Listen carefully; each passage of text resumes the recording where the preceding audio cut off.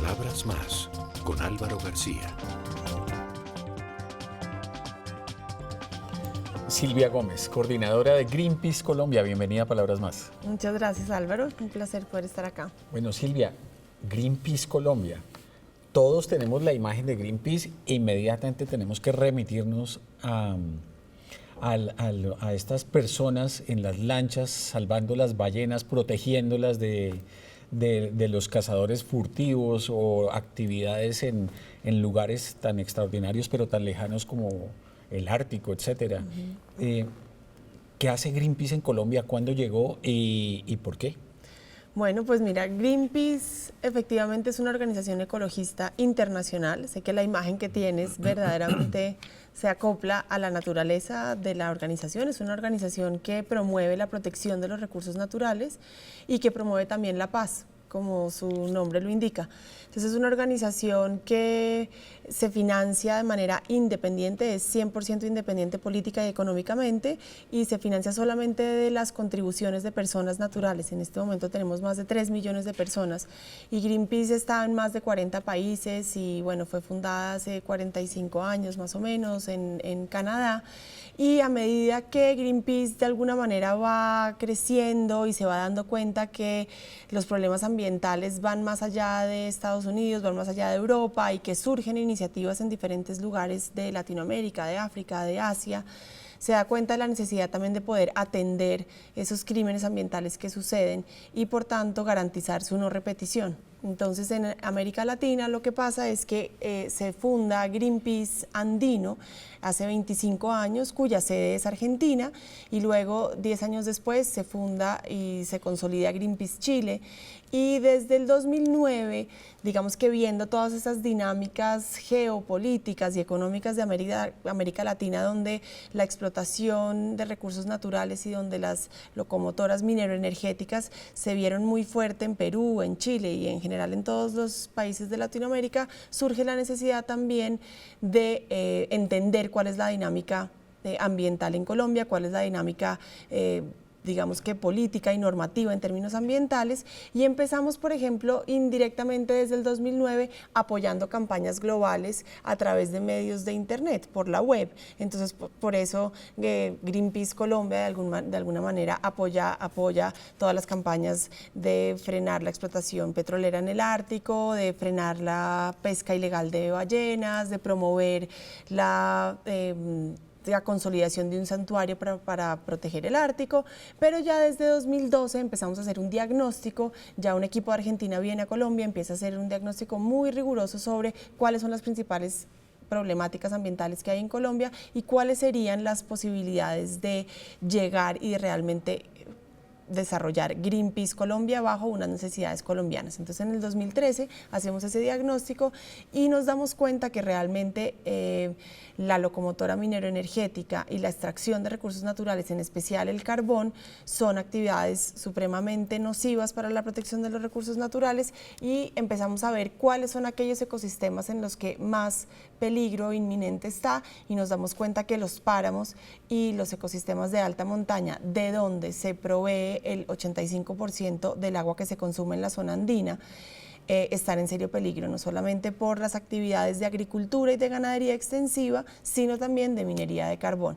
Y esto nos damos cuenta que está conectado también con un objetivo pues muy global de Greenpeace, que es de detener el cambio climático. Entonces por eso decidimos en 2013 llegar a Colombia, desempacar y armar Greenpeace Colombia bajo una necesidad colombiana, bajo unos objetivos de colombianos, y armando como un grupo también local muy en conexión con Greenpeace Andino. O sea, el foco de Greenpeace Colombia es protección de los páramos que generan el agua, es el agua en el fondo. Exacto, entonces Greenpeace finalmente decide que va a digamos que limitar, no limitar, sino enfocar todos sus esfuerzos en una problemática y en un ecosistema específico, justamente para poder ser rigurosos en la medición de nuestros impactos y de nuestros indicadores de éxito y poder decir realmente si lo que estamos haciendo está funcionando y está teniendo los resultados que queremos. Entonces sí, decidimos entonces enfocarnos en la protección de ecosistemas estratégicos que proveen el agua, en este caso los páramos, entendiendo también los páramos como un ecosistema mucho más complejo que tiene que ver con pues, digamos que los bosques secos y como todo el ecosistema de alta montaña, y en contra de la minería de carbón, que creemos es la actividad más sucia actualmente. Silvia, los datos más importantes que salen de ese diagnóstico preliminar sobre la situación de riesgo en la que está la producción de agua y los páramos en Colombia, ¿cuáles son? Mira, por ejemplo, datos que nos deberían hacer a todos los colombianos muy orgullosos, por ejemplo, es que cerca del 50% de los páramos del mundo están en Colombia. Es decir, es un ecosistema muy privilegiado que muy pocos países tienen la oportunidad de tenerlos. Dos, el páramo más grande del mundo, que es el páramo de Sumapaz, está acá en Colombia. Tres, como te decía, casi el 85% del agua que se consume en toda la zona andina, que es la zona más poblada, surge y sale de los páramos y se almacena en los páramos. Y además, los páramos son también un ecosistema fundamental en la absorción del CO2, entonces en el balance que necesita el planeta para mitigar y para adaptarse al cambio climático. Y esto, pues, contrarrestado con... esa es la parte buena. Esa es la parte buena, exacto. Pero la parte mala también es que toda la presión antrópica, es decir, toda la presión de los humanos frente a esos ecosistemas es grandísima. Entonces, desde el 2009, pues como del 2005, 2009, casi 2010, hubo un incremento inmenso en otorgar licencias ambientales para la explotación minera, sin importar dónde estaban. Entonces no hubo un ordenamiento ambiental contundente que dijera hay zonas donde se puede hacer minería y hay zonas donde realmente no se puede hacer minería porque son ecosistemas fundamentales que proveen el agua. Es el caso de los páramos. En este momento, por ejemplo, tenemos datos de la Agencia Nacional de Minería de mayo de 2015. Tenemos que hay aproximadamente 360 licencias ambientales en zona de páramos. Y son licencias ambientales que obedecen a títulos que tienen como promedio una explotación posible de 30 años. Entonces, tenemos una normatividad que en algún momento prohibió la minería de páramos en el Plan Nacional de Desarrollo, diciendo en los páramos no se puede hacer minería de 2010 a 2014, con el Plan Nacional de Desarrollo 1 del gobierno del presidente Santos, y en el Plan Nacional de Desarrollo 2014-2018 del gobierno Santos en su segunda versión, permite, o sea, prohíbe minería en páramos a partir del 2014, pero permite todas las explotaciones de aquellas empresas que les hayan otorgado sus licencias antes de 2010. Eso quiere decir que hay una presión inmensa en los páramos, porque la gran mayoría de las licencias ambientales que se otorgaron fueron en esa época. Entonces, en el páramo de Pisba, por ejemplo, tenemos una gran cantidad de licencias ambientales, probablemente como unos 133, o son datos de Corpo Boyacá, pero cuando tú miras las consecuencias nefastas de destrucción del ecosistema, contaminación de agua, acidificación de agua, presencia de metales pesados, y sobre todo son ecosistemas que surten a cuencas hidrográficas fundamentales. Por ejemplo, el páramo de Pisba, que es donde nosotros estamos enfocando todos nuestros esfuerzos, también para ser un poco más contundentes en la región. Por ejemplo, se surte al río Cravo Sur, se surten más de 18 acueductos locales, surten también, nacen ríos que surten la cuenca del Magdalena, la cuenca del río Chicamocha, o sea, son ríos muy importantes que están siendo seriamente amenazados. Silvia, el diálogo con el gobierno sobre estos temas, ¿cómo ha sido? Tiene fases, pero en general nosotros hemos sido muy críticos frente a la incapacidad del gobierno, uno, de cumplir con la normatividad que define, y dos, con la incapacidad de hacerle real veeduría a la ejecución de esos títulos y de esas licencias ambientales. Entonces hay fases, por ejemplo, pues hemos sido muy críticos y hemos presionado muchísimo a Corpo Boyacá porque la comunidad en Pisba, en el páramo de Pisba, lleva más de 13 años mostrándole a Corpo Boyacá que la actividad minera es supremamente nociva para el agua, para el ecosistema, para la calidad sociocultural de la gente, y Corpo Boyacá realmente pues es muy... Digamos que son cortas las respuestas que dan, no podemos decir que no haya respondido porque realmente sí es una autoridad, sobre todo en esta última administración, que responde, pero sobre todo pues que otorgó unas licencias de manera irregular y de manera ilegal y excediendo sus competencias. Entonces hemos sido muy críticos en hacer eso, también haciendo eco a informes y a datos que no se inventó Greenpeace, sino que también, por ejemplo, la Contraloría, la Defensoría del Pueblo hacen informes, demuestran que hay irregularidades en esas licencias ambientales, y nosotros entonces empezamos a presionar también frente a la necesidad de revocar esas licencias ambientales, que no solamente fueron otorgadas de manera ilegal e irregular, sino que actualmente está demostrado que esa actividad está generando serios problemas en el ecosistema. Entonces, la pregunta es, de esas licencias, hay dos que están suspendidas y una que está... ¿Y hay eco del gobierno para tratar de corregir, si hay que corregir algo? Pues por eso te decía que hay etapas de confrontación, hay etapas de denuncia, hay etapas de mucha presión legal y hay etapas también de mucha presión pública, para contarte ahorita, y también invito a todos los colombianos a ser parte de una campaña que se llama Aduéñate de los páramos. Pueden entrar en www.nuestrospáramos.co, adueñarse de los páramos para que con su firma se genere presión. Esta etapa pública ha sido muy importante porque ha sido récord. Hemos logrado más de 60.000 firmas en diferentes lugares de Colombia, personas que están de acuerdo y que se comprometen con la protección de los páramos y que están comprometidas y seguras de que su firma hace presión. Entonces, por ejemplo, el presidente Santos se comprometió a incluir en el plan de desarrollo la misma norma que prohibía la minería en páramos. Desafortunadamente no lo cumplió, nosotros le enviamos una carta, y un logro importante es que el presidente Santos, en cabeza del viceministro de Ambiente, nos contesta la carta. Entonces, la semana pasada, digamos que eso es para contestarte de que de alguna manera hay eco, de otra manera ha sido una cosa que ha sido como un proceso de mucha lucha y de mucha confrontación, pero la semana pasada nos reunimos en el despacho del viceministro y empezamos entonces a entablar un diálogo diciéndole, usted nos contesta la carta, nos dice que el Plan Nacional de Desarrollo abre la posibilidad de hacer la revocatoria de las licencias sin necesidad de indemnización a las empresas, perfecto, cumplámoslas.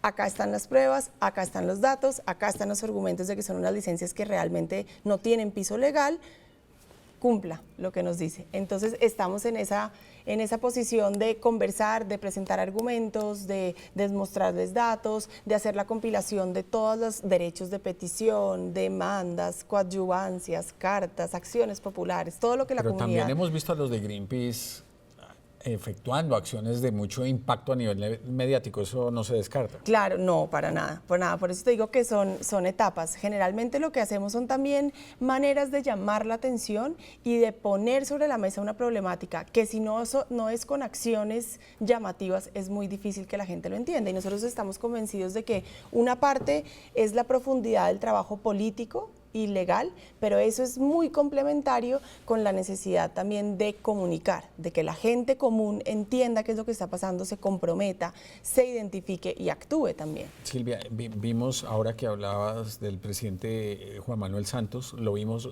hace un par de días o 3 días en París hablando sobre la posición de Colombia, y para él uno de los puntos que subrayó era la importancia de la paz en el avance real de temas que están en riesgo en Colombia por cuenta del derrame de petróleo en los ríos, etcétera, etcétera. ¿Cómo ven ustedes desde Greenpeace esa posición del presidente y esa óptica, esa perspectiva con el tema de la paz y el medio ambiente? Pues yo personalmente y Greenpeace también somos unos convencidos de la paz. Haya lo que haya que hacer, hay que lograr que en este país se firme un acuerdo vinculante, serio y ambicioso también para llegar a la paz. Sin embargo, sí creo que hay confusiones. Una cosa es decir que para lograr todos los objetivos de cambio climático es necesaria la paz, y otra cosa es que nos miremos hacia adentro y entendamos de qué paz estamos hablando. O sea, cómo un país como Colombia, que ha estado en conflicto tanto tiempo, va a lograr la paz interna, no la paz hacia afuera en el discurso, sino la paz real, cuando está presionando e impulsando y promoviendo una locomotora minera de extracción de recursos, tanto de carbón, de gas, de petróleo, que implica tantos desplazamientos y tantos accidentes ambientales y tanta destrucción al medio ambiente. Eso está generando aún muchos más conflictos. Entonces nosotros somos muy críticos con la falta de coherencia del gobierno. ¿Por qué? Porque una cosa es que tú salgas internacionalmente a decir Colombia se compromete con reducir en un 20% las emisiones de carbono y uno dice sí, es posible, no es una meta muy ambiciosa, pero es loable, pero cuando miras internamente cuál es la conexión y cuál es la coherencia frente a que es un gobierno que promueve, que impulsa y que realmente le está dando prioridad a desarrollar proyectos de megaminería y desarrollar proyectos de explotación de hidrocarburos y de energías fósiles y no está promoviendo y dándole la vuelta a sus prioridades de desarrollo. Entonces, creemos que es supremamente incongruente, sobre todo porque, por ejemplo, proteger los ecosistemas estratégicos como los páramos, como la Amazonía, como los glaciares, como los humedales, no es una meta o un objetivo, es una obligación del gobierno y no lo está cumpliendo, mientras que se está comprometiendo a nivel internacional a hacer una reducción alta y está diciendo que las prioridades del gobierno son la biodiversidad. Entonces somos críticos porque el gobierno está usando dos máscaras, dependiendo del contexto en el que está. Dice que Colombia prioriza la biodiversidad, prioriza la protección de los recursos naturales, prioriza las políticas y las leyes fuertes frente a la protección de los recursos naturales, y lo que vemos en la realidad es otra cosa. O sea, el Plan Nacional de Desarrollo permite minería en páramos. No. Silvia, te invito a que hagamos la primera pausa para venir a hablar de lo que pasó en París y la reunión de los líderes del mundo hablando del tema del medio ambiente.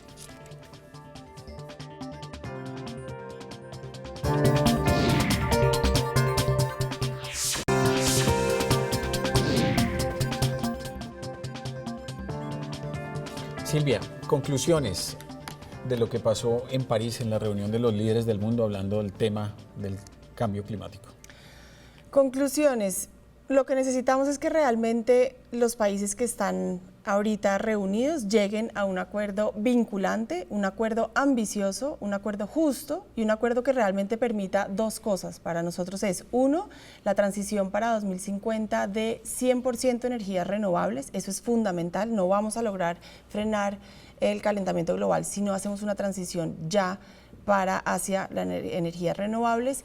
Y dos, que realmente logremos entre todos los países acciones y estrategias de financiamiento para lograr que la temperatura no suba más de 2 grados. Es decir, idealmente podría ser 1.5, pero son 2 grados. Entonces, los desastres climáticos no van a cesar, lo estamos viendo, ya el cambio climático es una realidad y lo que creemos que tiene que pasar ya es que los países realmente acuerden acciones vinculantes que garanticen eso, porque no hay mucho más tiempo, y que no sean acuerdos también como pañitos de agua tibia para 2030, o sea, después de 2030. ¿En esta oportunidad sienten ustedes que hubo algo distinto con respecto a otro tipo de reuniones similares? ¿Que sí hay como la intención más clara de llegar a un acuerdo?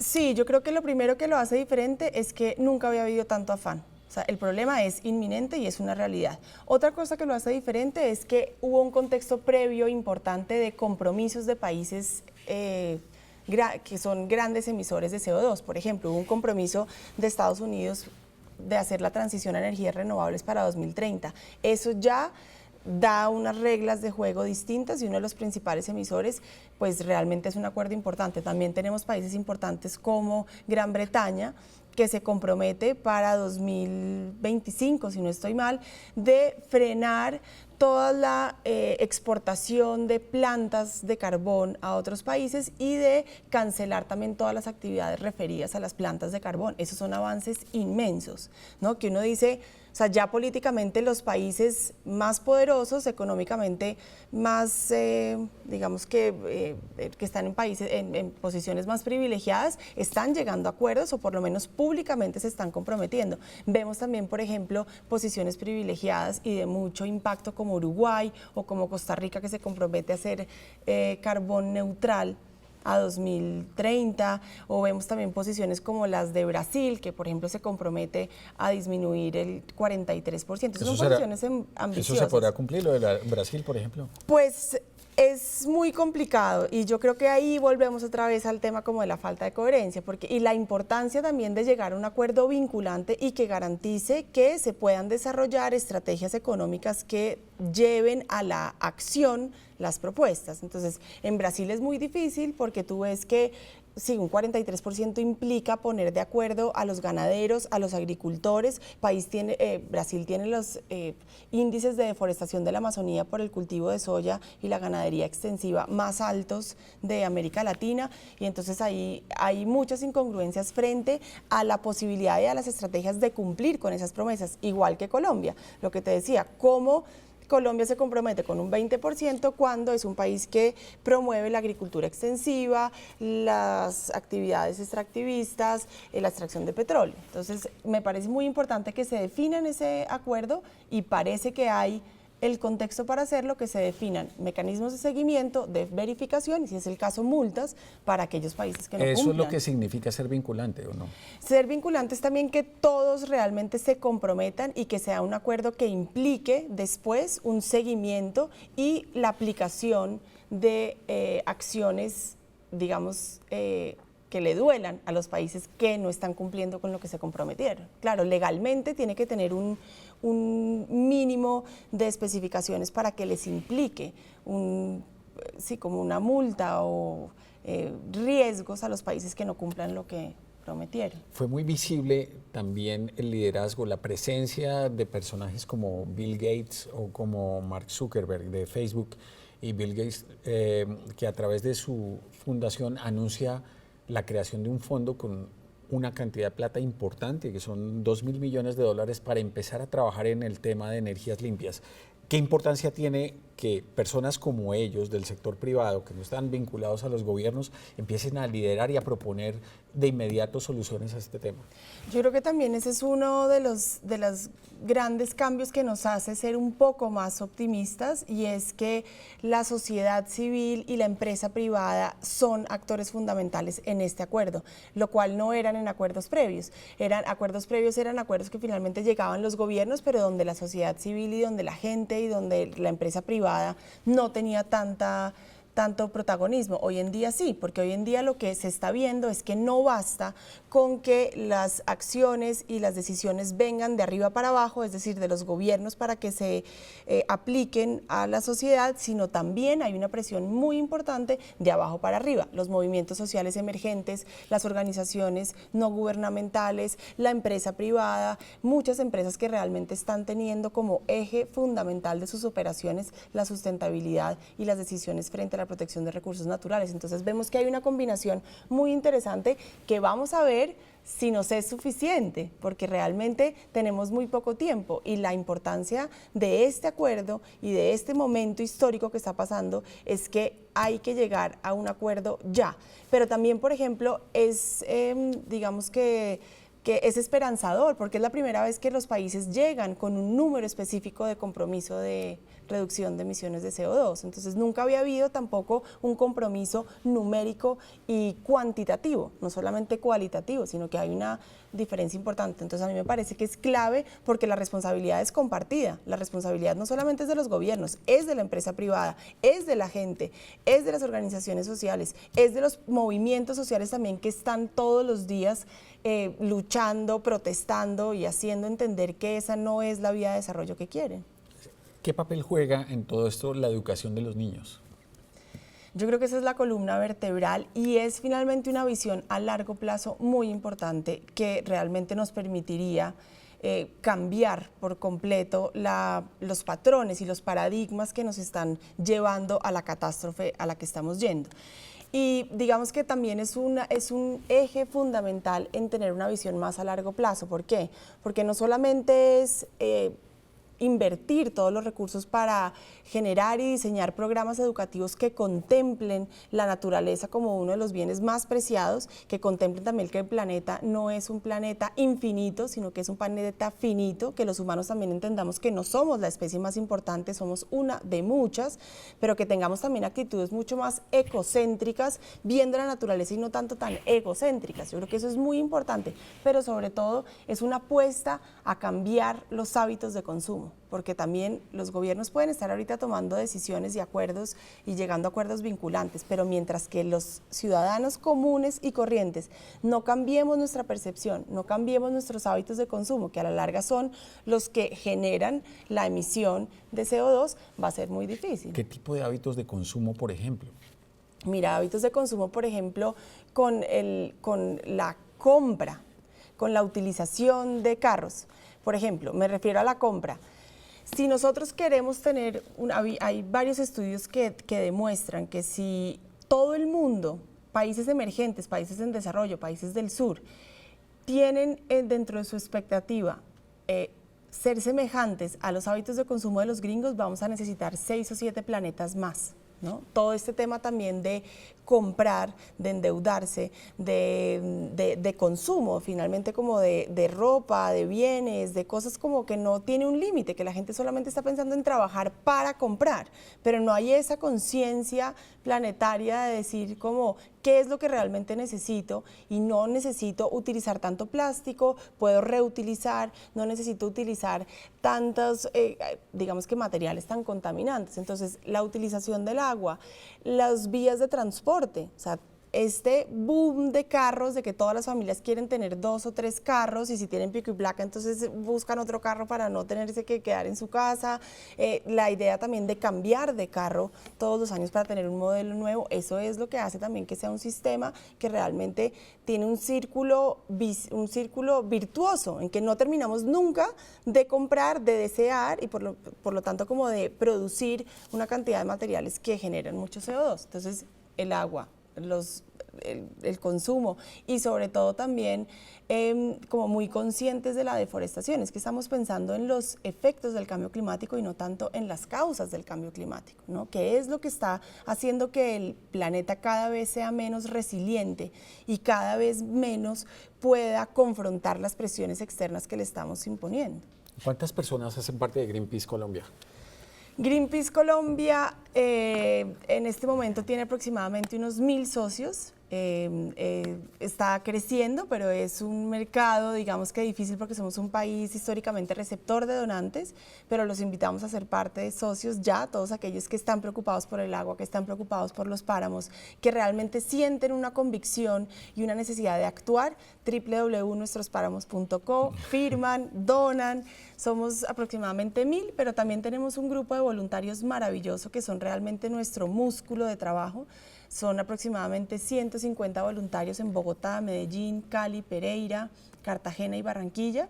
Y también invitamos a todos los televidentes a ser parte como voluntariado, a fortalecer los grupos de voluntarios que ya están en otras ciudades, también a ser ciberactivistas, porque la gente a veces dice como no, pero yo ¿cómo puedo aportar? No, una firma sí hace mucha diferencia. Tan diferencia que el presidente Santos nos contestó una carta porque se dio cuenta que había más de 60.000 personas que estaban adueñándose de los páramos. Entonces, www.nuestrospáramos.co. Bueno, Silvia, muchas gracias por haber aceptado la invitación. Muy interesante tener el punto de vista de Greenpeace, una organización mundial, global, sobre los temas de medio ambiente en Colombia y lo que acaba de pasar en París. Bueno, muchas gracias. Haremos la evaluación posterior a ver a dónde llegamos. Miraremos a ver por dónde va ese camino y si se cumple lo trazado. Bueno, mil gracias, Silvia.